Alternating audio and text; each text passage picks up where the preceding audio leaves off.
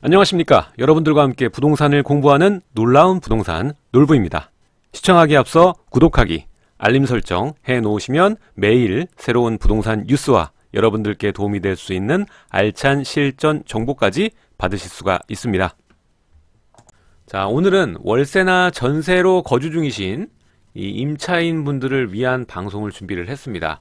바로 이분들의 소중한 이 보증금을 지킬 수 있는 거의 최후의 수단이거든요. 바로 임차권 등기 명령 신청을 하는 방법에 대해서 이야기를 해볼 텐데요. 요즘 굉장히 심각해지는 사회 문제죠. 뭐 때만 되면은 깡통 전세 얘기는 나오는 것 같습니다. 지금 뭐 규제의 영향도 있고 그리고 공급의 영향도 있습니다. 뿐만 아니라 이 경상권 보면은 인구가 계속 빠지고 있거든요. 그렇기 때문에 이 제조업이 무너지면서 거기에 거주했던 인원들이 빠지면서 이 본의 아니게 공급이 넘치게 되는, 수요가 없어지니까 그런 상황에 따라서 이 전세금이 굉장히 낮아졌어요. 근데 중요한 건 내년도 크게 다르지 않을 거라는 겁니다. 내년도 심각한 이 문제가 지속이 될 거기 때문에 오늘은 이 소중한 보증금을 지키는 방법에 대해서 좀 이야기를 해보겠습니다. 그리고 본인이 이 임차인이 아니다라고 생각을 하셔도 뭐 자녀나 친척이 이런 상황일 수도 있는 거고요. 그리고 이 방법은 임대인도 꼭 알고 계셔야 됩니다. 그러니까 내가 어떤 집을 전세를 주거나 월세를 줄 때 이러한 것을 임차인이 할 수가 있으니까 본인도 알고 있어야 됩니다. 자, 그럼 이 지방의 깡통 전세가 심각한 상황에 따라 오늘은 임차인들의 입장에서 보증금을 지키는 대처법 알아보도록 하겠습니다. 쉽습니다. 하지만 단점도 있으니까 꼭 생각을 하셔야 되겠습니다. 자, 그럼 이런 현상이 일어난 이유부터 이야기를 해보죠. 여러분도 알다시피 뭐 전세가 역전세가 나는 것, 그리고 뭐 역월세, 깡통 뭐 이런 말들은 많이 들어봤고 의미는 아시고 계실 겁니다. 일단은 이 입장에 돼보신 분도 있고 거의 안 돼보신 분들이 대다수일 거라고 생각이 되는데, 왜냐면은 집을 두 채, 세 채 이상 다주택자이시면서 임대를 주고 계셔야지 뭐 이 상황을 고려하시는 거기 때문에. 자, 전세가가 계속 올라갈 수는 없습니다. 이 하락 국면을 맞거든요. 현재는 뭐 새로운 입주 물량도 꽤 많아서 그런 이유도 있고, 그리고 이번 2018년 한 해가 임대사업자 역대 최다의 해기도 하고요. 지금 대출 금융 상황이 좋지 않다 보니 전세 놓으시는 분들이 많습니다. 그래서 이 입주 물량 플러스 또 임대사업자 물량까지 해서 물량이 상당히 많습니다. 이전에도 뭐 공급을 계속 했었기 때문에 2016년부터는 계속 이 전세가가 좀 안정세를 가지고 갔었고요. 서울 같은 경우에는 이 매매가가 시원하게 조정이 되지 않으면 내년 2019년은 뭐 하향 안정세 정도로 보시면 될 것 같습니다. 지금 조정이라고 보기 무색할 만큼 다 잘 버티고 있거든요. 차라리 이게 예상대로 조정이 좀 돼야, 그리고 뭐 시원하게 조정되면 될수록 전세가는 반등 기점을 맞을 텐데, 이 서울권역은 지루하게 하향 안정세가 지속될 것이다 라고 예상이 됩니다. 다만 문제는 지방이에요. 지방이 가장 큰 걱정이 되는, 그리고 공급이 대거 예정돼 있는 이 일부 수도권까지 이 보증금을 못 돌려주는, 못 돌려받는 이런 현상은 먼 얘기가 아닙니다. 가까운 곳에 한 번쯤은 다 들어보셨을 거예요. 바로 뭐 제 친구도 마찬가지로 이거 줘야 되는데 자금 수금이 어렵다, 잠깐 도와줄 수 있느냐, 뭐 이런 얘기 들은 적 있거든요. 자, 그럼 왜 이런 현상들이 일어날까? 일단은 뭐 월세 때문에 보증금을 못 돌려주는 상황은 거의 없을 겁니다. 전세 때문에 그래요. 전세 때문에. 또 이게 자금에 좀 여유가 있고 그러신 분들이 아니라 좀 여유가 없이 빠듯하게 투자하신 분들이 이런 상황을 잘 겪습니다. 높은 전세가율을 보고, 그러니까 우리가 이 박근혜 정부 때 전세와 매매가가 거의 뭐 붙었습니다. 뭐 최적의 시기였죠. 갭 투자하는 분들한테는. 그래서 이때 이 하신 분들이 지금 이 깡통 전세의 주인공들이 많으신데, 높은 전세가율을 보이는 또 지역이 있습니다. 뭐 아파트인데도 뭐 억도 안 들어요. 몇 천이면 투자가 되는데 그런 아파트가 서울에 있었습니다. 실제로. 그렇기 때문에 이런 지역의 갭 투자가 성행한 지역에서 많이 발생하는 일입니다. 지금 뭐 예전에는 마포나 이 중구가처럼 이렇게 일자리 많고 이런 데는 전세가 계속 올라가기 때문에 뭐 이거는 끝이 안 나고 계속 올라갈 거다 이런 생각을 했습니다. 하지만 요즘에는 서울 모두 임대차 맞추는 것도 이 매매와 마찬가지로 굉장히 소강 상태예요. 그 일자리 천국인 이 중구, 이 동대문 상권 바로 앞에 있는 동대문 상권에 20만 명 일하는 것 아시죠? 굉장히 많은 인구가 일을 하는데도 불구하고 거기도 임대 맞추는 게 요즘에 어렵다고 하더라고요. 일단은 이 곤경을 겪는 이유가 원래 전세금보다 지금 새로 시기가 도래했을 때 전세가가 더 낮아졌으니까 내가 세입자에게 돈을 도리어 더 붙여줘야 되는 상황. 예상보다 투자금이 더 들어가게 되는 상황이죠. 전세 물량이 쌓이면서 이렇게 쌓이면 서로 경쟁을 하게 되고 이 전세금도 서로 경쟁하다가 하락이 됩니다. 그래서 다음 세입자가 수긍하는 가격까지 떨어지게 되죠. 이런 상황에 가장 좋은 건요. 이전에 사는 세입자가 계속 살 생각이 있으면 그냥 그대로 가는 게 제일 좋습니다. 말 잘 하셔서. 보통 이 살고 있는 세입자가 전세가 내려갔으니까 더 주세요 이런 얘기는 안 하거든요. 그냥 그대로 살겠다 뭐 이런 얘기 하시고 어떤 게 불편한데 이러시면 바로 이제 조치를 취해 주시고 이렇게 해서 잘 세입자랑 협의를 하는 게 제일 중요하겠죠. 말씀드렸듯이 이 보증금을 마련해 주거나 아니면 임차인과 연장 협의를 통해서 해결을 해야 되지만 이 두 개 다 어려운 상황일 경우에 이 무작정 이제 기다려달라고 기다려줘야지 내가 네 돈을 줄 수 있지 않느냐 이런 임대인도 굉장히 많거든요. 그래서 보통 세입자분들은 기다리십니다.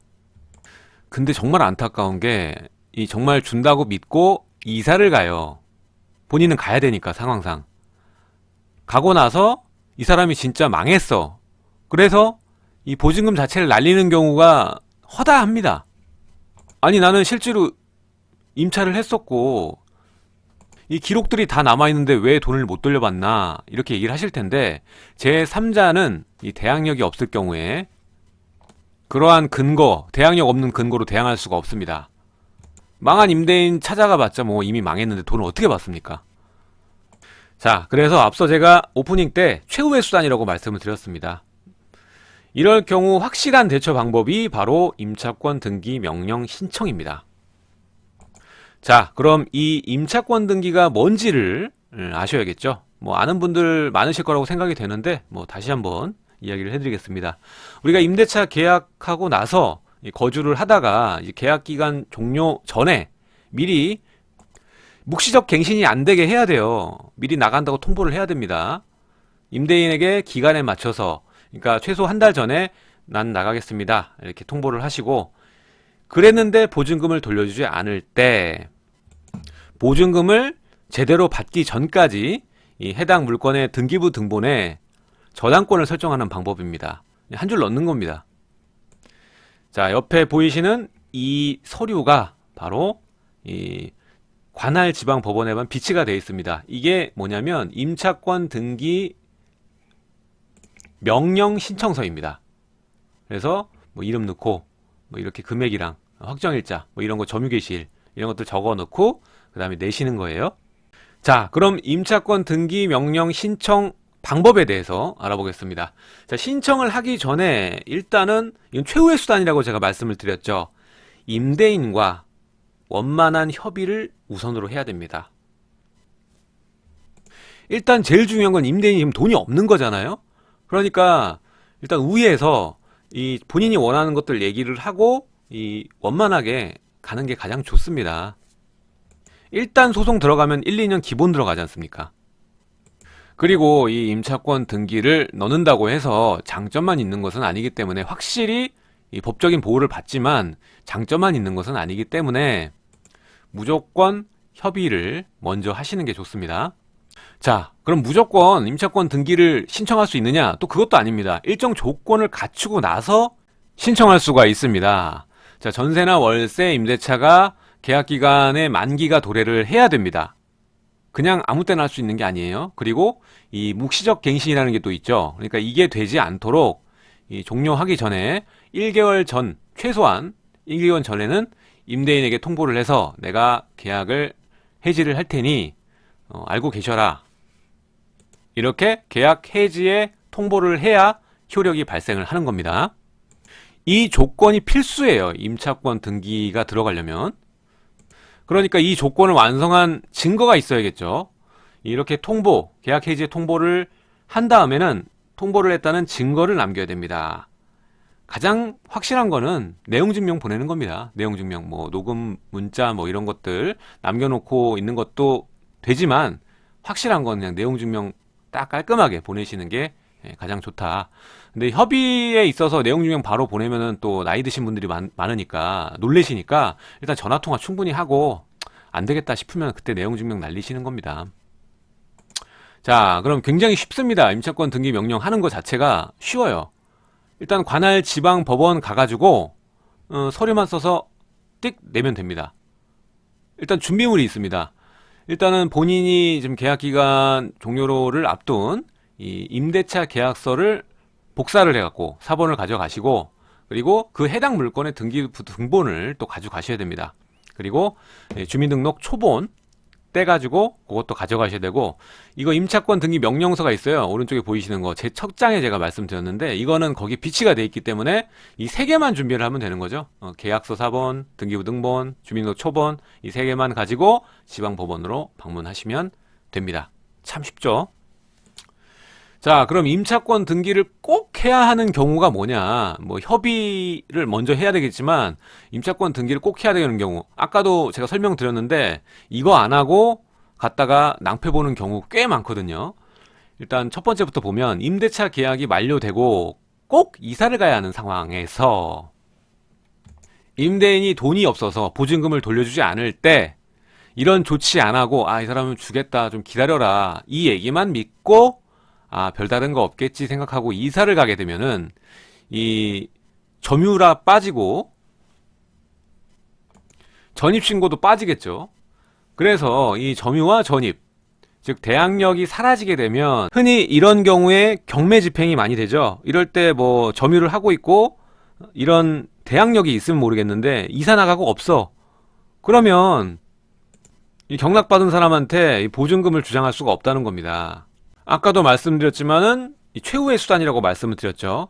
이 대항력은 계속 가지고 있는 게 좋기 때문에 이사를 뭐 가서 점유가 좀 빠지더라도 전입 정도는 유지를 하는 게 좀 좋은 방법이고, 전입 이동이 불가피하다 이러면은 임차권 등기는 최후의 수단으로 할 수밖에 없습니다.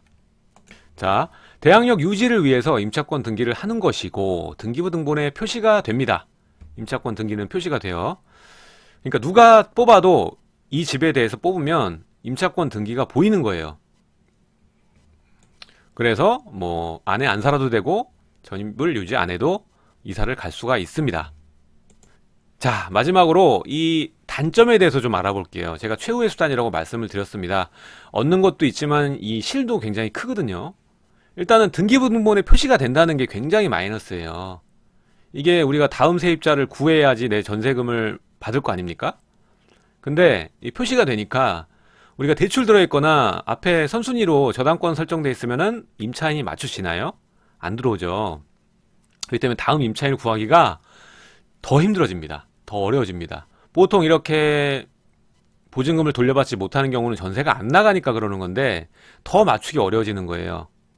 그리고 이 중개사들도 뭐 쉽게 물건 계약을 할 수 있게끔 이렇게 세팅이 돼 있어야 되는데 뭐 이런 게 돼 있다 그러면은 이런 물건 안 보여줍니다. 뭐 해봤자 그 손님들이 좋아하지 않으니까 거의 뭐 캔슬되니까 그래서 안 보여줍니다. 그래서 이 보증금을 받는 시간이 오래 걸릴 수밖에 없습니다. 제일 좋은 건 다음 세입자 들어와서 보증금 돌려받는 게 제일 좋죠. 근데 이렇게 임차권 등기가 들어가면은 맞추기가 굉장히 어려워진다는 겁니다. 오히려 방해를 하게 되는 거예요. 정말 끝장이다, 최후다 이러시면은 임차권 등기를 반드시 하시는 게 좋죠. 경매까지 진행이 된다면은 1년에서 2년 정도는 가뿐히 걸리고요. 뭐 소송 같은 거 진행해도 1, 2년은 걸리죠. 자, 아까도 말씀드렸다시피 최악의 상황이 아니라면 이 전 단계는 제가 점유는 나가더라도 전입은 유지를 해라 이렇게 말씀드렸죠. 임대인과 제일 좋은 건 원만한 해결, 이게 좋습니다. 그리고 제일 중요한 게 있어요. 일단 최초부터 이게 선행이 돼야 되는데 거의 보면은 그 임차인들은 본인 상황도 있겠지만 미리 이사 갈 계획이 안 잡혀 있는 분들은 어쩔 수가 없는데 내가 미리 뭐 1년 뒤면 1년 뒤 뭐 2년 뒤면 2년 뒤에 어디를 가야 된다. 이게 어느 정도 예정돼 있는 분이라면 이 임대인에게도 다 임대인도 사람 아닙니까? 서로 이런 일이 얽혀 있지 않으면 서로 보고 웃고 이럴 수 있는 사람들입니다. 악의적으로 이거 안 주려고 하는 사람들 거의 없어요. 진짜 돈이 없어서 그런 사람들 많거든요. 그러니까 이런 분들에게 제일 좋은 건 보증금 마련할 시간을 많이 벌어주는 게 제일 중요해요. 그러니까 본인이 계획이 돼 있다면 이걸 괜히 말 안 해서 낭패 보지 마시고 미리 얘기합니다. 내가 말할 수 있을 만큼 미리 얘기를 해요. 뭐 처음 계약 당시부터 전 2년만 살 거예요. 이거 얘기해 주는 거 되게 굉장히 좋습니다. 그럼 상대방이 인식을 하잖아요. 아, 이때쯤이면 내가 돈을 얼마를 마련해 줘야 되는구나. 이게 바로 가장 이상적인 방법입니다. 그리고 제일 최악, 제일 워스트는 뭐냐면 이게 내가 주인한테 아무 얘기 안 하고 그냥 생각을 다 하는 거예요. 본인이 뭐 6개월 전이건 3개월 전이건 통보도 하기 전에 미리 집을 계약을 해버려. 다음 집을. 이게 워낙 예쁜 거야. 이 워낙 그리고 가야 돼. 임대인은 당연히 내가 얘기하면 돈을 주겠지. 이런 착각들을 하실 수 있어요. 근데 이런 착각에서부터 문제가 발생이 되는 거거든요. 물론 여유 없이 이게 돈을 굴리신 분들도 제일 뭐 잘못된 거긴 하지만 세입자들도 이런 부분은 뭐 잘못한 거라고 봐요. 이런 계약 같은 거에서 살다 보면 이런 계약 같은 데서 생각지도 못한 부분들 막 튀어나오거든요. 그러니까 꼼꼼하시고 좀 안전하게 가시는 게 제일 좋습니다. 변수는 다 생각해 놓으시고.